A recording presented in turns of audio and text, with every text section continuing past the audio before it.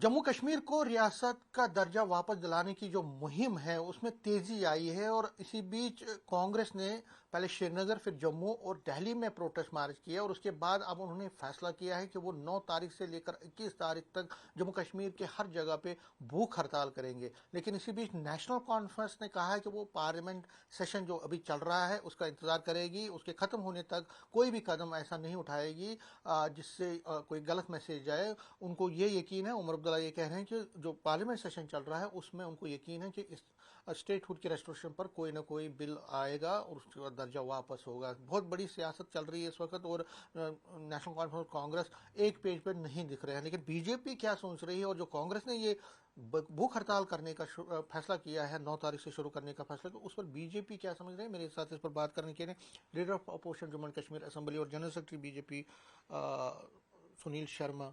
Sharma ji, news 18 से बात करने के लिए आपका धन्यवाद। मैं सबसे पहले आपसे जानना चाहूँगा कि कांग्रेस ने अब ये फैसला किया है कि वो 9 तारीख से लेके 21 तारीख तक भूख हड़ताल करेगी। 1 अगस्त से लेकर 5 अगस्त तक आउटरीच प्रोग्राम करेगी। 5 को भी ब्लैकआउट होगा, ब्लैक डे मनाया जाएगा क्योंकि स्टेटहुड का दर्जा उसी दिन छीना गया था उनके मुताबिक। देखिए, कांग्रेस के पास इस वक्त कोई न मुद्दा है, कोई आधार है, न कार्यकर्ता है, न काडर है। कांग्रेस अपने आप को तो अलायंस पार्टनर मानता है नेशनल कॉन्फ्रेंस का ऑफिशियली, और न ही इनके पास आपस में कोई कोऑर्डिनेशन है, कोई सहमति है।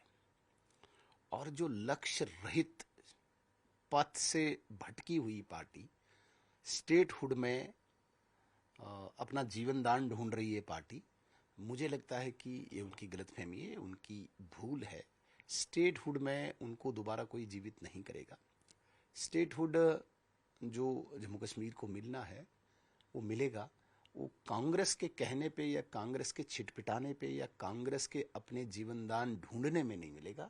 स्टेटहुड भारतीय जनता पार्टी की प्रतिबद्धता है, वचन है और कमिटमेंट है। स्टेटहुड वहाँ पे आएगा। जहाँ तक बात आती है उमर अब्दुल्ला साहब क्या बात करते हैं, मैं न्यूज़ 18 के माध्यम से ये प्रश्न पूछना चाहता हूँ नेशनल कॉन्फ्रेंस से कि वो कौन से स्टेटहुड की डिमांड करते हैं।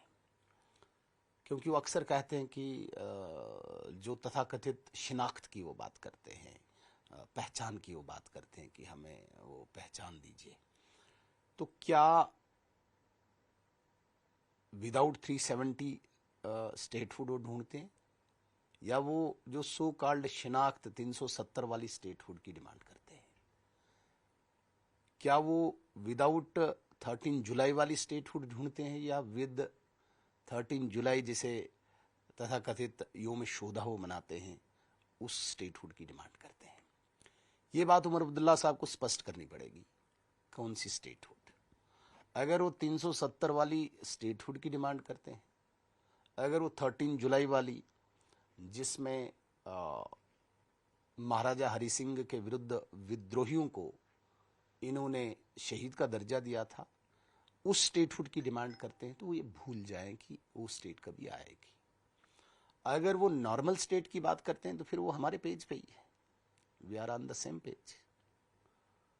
वो तो मोदी जी की कमिटमेंट है, फिर तो वो हमारे एजेंडा के साथ है, उसमें कोई दिक्कत नहीं है, वो आ जाएगा।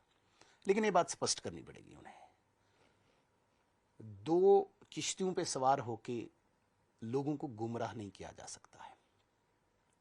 और वही सवाल मैं कांग्रेस से पूछना चाहता हूं, क्या कांग्रेस अपने अलायंस पार्टनर के साथ है जिनको उन्होंने समर्थन दिया है?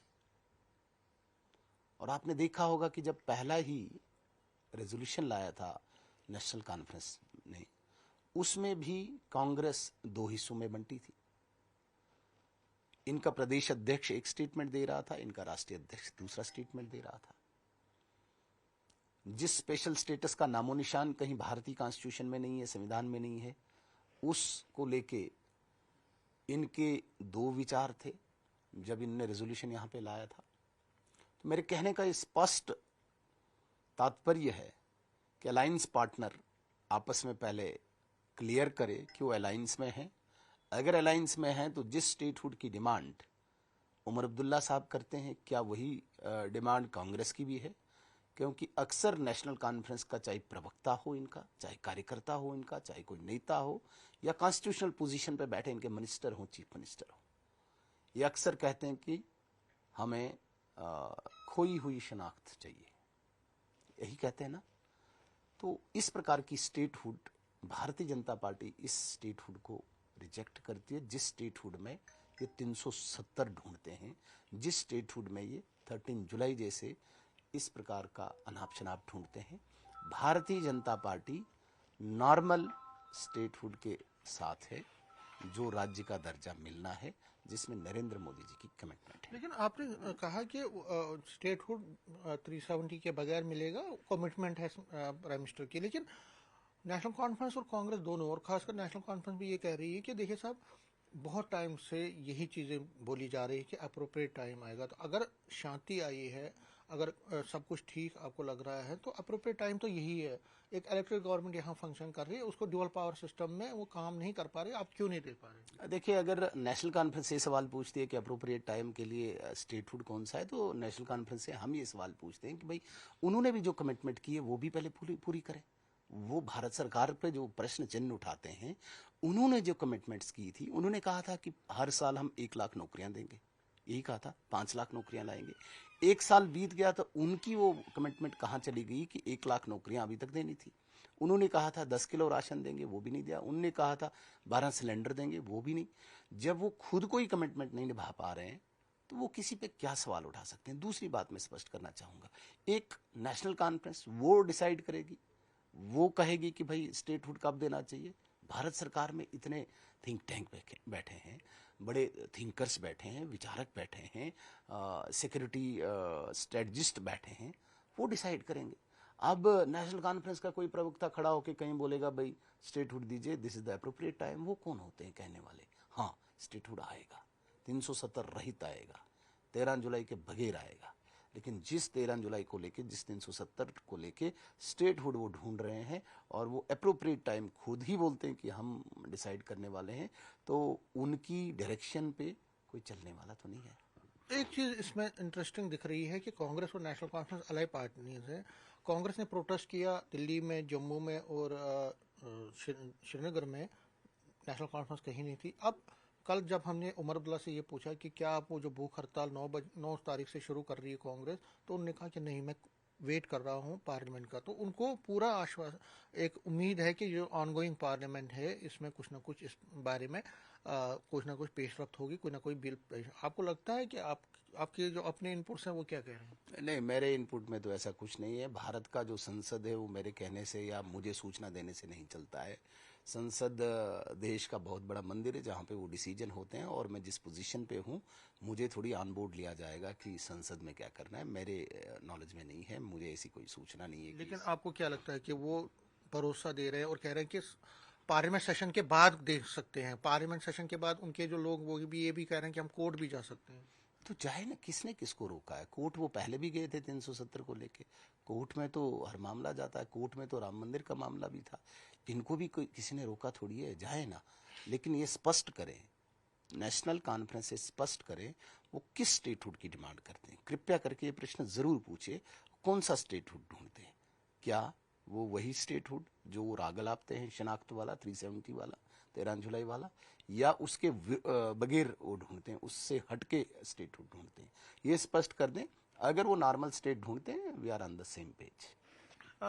एक और इंटरेस्टिंग बात कल हुई है। महबूबा मुफ्ती जो कि पीडीपी के चीफ हैं, उन्होंने मोदी जी की तारीफ की है, फिर एक बार की है और बहुत टाइम के बाद दोबारा की है, और कहा है कि मोदी जी ही हैं जो कश्मीर इशू का सोल्यूशन कर सकते हैं, हल निकाल सकते हैं, उनको फुल मैंडेट है। कहीं ना कहीं उनको टारगेट किया जा रहा है कि कहीं ना कहीं आप फिर बीजेपी के साथ क्लोजनेस बढ़ा रहे हैं। और ये मैं इसलिए भी पूछ रहा हूँ कि हमारे पास जो खबर है, हो सकता है आप उसकी तस्दीक ना करें, कि आप भी पीडीपी के कई नेताओं से श्रीनगर में मिलते रहते हैं। ये जो महबूबा मुफ्ती का जो बयान है, आपको लगता है कि कोई संभावना आगे होती है? क्योंकि पॉलिटिक्स में संभावनाओं का खेल है। देखिए, नरेंद्र मोदी जी केवल भारतीय जनता पार्टी के नेता नहीं, वो देश के प्रधानमंत्री है और लाखों करोड़ों दिलों पे राज करते हैं, और इस वक्त एक ग्लोबल छवि बनी हुई है। एक व्यक्ति की प्रशंसा करना कतई भी ये नहीं हो सकता है कि पार्टी में कोई अलायंस हो सकता है, ये तो हो ही नहीं सकता ना। अभी भी उमर अब्दुल्ला साहब हैं, फारूक अब्दुल्ला साहब हैं, मैडम महबूबा मुफ्ती है, अटल जी की भी तारीफ करते हैं ना। तो मोदी जी की भी तारीफ करते हैं, क्रॉस पार्टी लाइंस लोग तारीफ करते हैं। कांग्रेस में भी ऐसे बहुत नेता हैं जो मोदी जी की तारीफ करते हैं। उससे कैसे जोड़ सकते हो आप कि वो बीजेपी का पार्टनर बन गया। दूसरी, जहां आपने मेरा प्रश्न पूछा कि मैं पीडीपी के किसी लीडर से मिलता हूं, मेरे पास कोई भी मैंडेट नहीं है केंद्र की तरफ से, पार्टी की तरफ से, कि मैं जाके किसी पार्टी के साथ कोई अलायंस करूं, कोई बैक चैनल बातचीत करूं। मेरे पास कोई ऐसा मैंडेट नहीं है, और न ही इस वक्त कोई समय है, न चुनाव है, न आगे न कोई पीछे हम किसी से बातचीत करें। हाँ, जहाँ तक बात रही दोस्ती की, तो वो अक्रॉस पार्टी लाइन मेरी भी दोस्ती है। विधायक होने के नाते, मिनिस्टर होने के नाते, उस कड़ी में अगर कभी कहीं मिले, कोई बाजार में मिले, कोई सेक्रेटेरिएट में मिले, तो उसमें मुझे नहीं लगता किसी को आपत्ति होनी चाहिए। लेकिन उसका ये कतई मतलब नहीं कि मैं जाके कोई पार्टी के मंच पे जाके वो कोई सजा रहा हूँ, उस प्रकार का कोई मुझे नहीं लगता कि वो कोई उस प्रकार की बात होनी चाहिए। हाँ, मिलना चाहिए, आपस में मिलने में कोई दिक्कत नहीं है, हमें कोई व्यक्तिगत रूप से लड़ाई नहीं। हमारी वैचारिक लड़ाई है, पीडीपी से भी है, नेशनल कॉन्फ्रेंस से भी है, बाकी पार्टियों से भी हो सकती है, लेकिन वो आइडियाज़ की लड़ाई है, वो कोई पर्सनल लड़ाई नहीं है। कभी कोई मिला होगा तो वो तो नेशनल कॉन्फ्रेंस वाले भी मिलते हैं, वो तो दूसरी पार्टी वाले भी मिलते हैं, मेरे साथ मिलते ही रहते हैं। उसमें कोई वो मैं पार्टी का कोई मैंडेट लेके गया हूँ और उनसे कोई बैक चैनल बात कर रहा हूँ, ऐसा बिल्कुल निराधार और फेक और बेसलेस बातें हैं। लास्ट में पूछना चाहूँगा, ऑपरेशन सिंदूर पर पार्लियामेंट में बहस चल रही है, और कल जब उमर साहब से पूछा गया तो उन्होंने कहा कि देखिए साहब, आपने ये कर रहे हैं, लेकिन अभी तक ये नहीं पता चल रहा है कि जो एलजी साहब ने ये कहा कि रिस्पॉन्सिबिलिटी जो है सिक्योरिटी लैप्सेस हुए हैं, उस पर कोई बात नहीं हो रही है, उस पर कोई रिस्पॉन्सिबिलिटी फिक्स नहीं हो रही है, और भी बहुत सारे, और कांग्रेस कहीं ना कहीं भी पार्लियामेंट के अंदर भी और बाहर भी कटघरे में ले रही है मोदी सरकार को। नहीं, कटघरे में क्या, वो झूठ की बुनियाद पे कटघरे में लेना चाहती है। आप देखिए, जिस देश की सेना पे संपूर्ण जनता को नाज है, गर्व है, और पहली बार इस प्रकार का हुआ है कि ऑपरेशन सिंदूर में पाकिस्तान को मुंह की खानी पड़ी है। पाकिस्तान ने डिप्लोमेटिक टेबल्स पे भी हार का सामना किया। अभी देखा आपने, कोलंबिया जैसे कंट्री ने भी पाकिस्तान को जो सपोर्ट की थी, अप्रिशिएट किया था, उसको विड्रा कर दिया। अभी यूएसए में देखा आपने, डिप्लोमेटिक जो हमारा चैनल चला, उसने टीआरएफ को डेजिग्नेट कर दिया टेररिस्ट ऑर्गेनाइजेशन।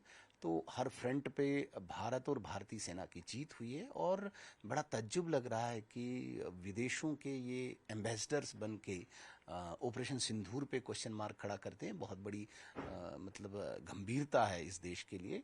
जहाँ तक आपने बात कही, उमर अब्दुल्ला साहब ने बोला कि रिस्पॉन्सिबिलिटी फिक्स करें, तो वो करें ना। किस पर रिस्पॉन्सिबिलिटी फिक्स करना चाहते हैं वो भी तो चीफ मिनिस्टर रहे हैं, उन्हें तो सारी चीज़ें पता है। तो किस पे रिस्पॉन्सिबिलिटी फिक्स करना चाहते हैं, करें। वो कहते हैं कि एलजी साहब ने ये कहा है कि उन्होंने एडमिट किया है कि सिक्योरिटी लैप्सेस हुए हैं। ठीक है, एलजी साहब ने सिक्योरिटी लैप्सेस कहा होगा कि भाई क्या हुआ क्या नहीं। उन्होंने ये भी कहा कि भाई वहाँ पे परमिशन नहीं ली थी जो टूरिज्म डिपार्टमेंट है कि वहाँ उस बाइसन वैली को खोला जाए, नहीं खोला जाए। 3 दिन पहले ही जब अटैक हुआ 22 अप्रैल को, 3 दिन पहले खोला था विदाउट परमिशन लिया, तो उसमें कहीं ना कहीं रिस्पॉन्सिबिलिटी सरकार की भी बनती है, क्योंकि टूरिज्म डिपार्टमेंट आपके पास है और आपने उन्हीं दिनों बड़े जिसे कहते हैं सस्पिशियस वे में वहाँ पे पहलगाम डेवलपमेंट अथॉरिटी के सीईओ को हटाया था। क्यों हटाया था, वो भी तो सवाल निशान खड़े करता है। एक लास्ट में, महबूबा मुफ्ती फिर पाकिस्तान के साथ बातचीत की वकालत कर रही है, उस पर आप क्या टेक किए? देखिए, महबूबा मुफ्ती मतलब कितनी बार हम कहें कि भाई उसका डीएनए ही चेक किया जाए पाकिस्तान से बात। वो कौन होती है पाकिस्तान से बात करने के लिए वकालत करने वाली, मुझे बताया जाए। एक 3 एमएलएज की पार्टी की नेता, और चली है पूरे देश का डिसाइड करने। हिंदुस्तान का एक अभिन्न अंग है जम्मू कश्मीर, ये कोई सेपरेट एंटिटी नहीं है। ये अब्दुल्ला या मुफ्ती परिवार की एंटिटी नहीं है, ये भारत का अभिन्न अंग है। तो भारत बात करेगा ना, जम्मू कश्मीर के 4 ये परिवार थोड़ी कहेंगे कि किससे बात करनी है। ये mandate ministry of external affairs का है, ये मैंडेट मुफ्ती परिवार का नहीं है। मुझे पता समझ ही नहीं आता है भाई, तुम अपनी पार्टी की बात करो, एक डिस्ट्रिक्ट में तुम्हारी पार्टी नहीं है और तुम भारत को डिक्टेट करने चले हो किससे बात करनी है किससे नहीं। अपने मैंडेट को समझो। ठीक है, आप चीफ मिनिस्टर रहे, आप बड़ी नेता हो सकती है एक छोटी पार्टी की, लेकिन आप भारत को डिक्टेट करने वालों में नहीं हो। न्यूज़ 18 से बात करने के लिए शुक्रिया। कैमरामैन चांद के साथ में समीर भट्ट, न्यूज़ 18 जम्मू।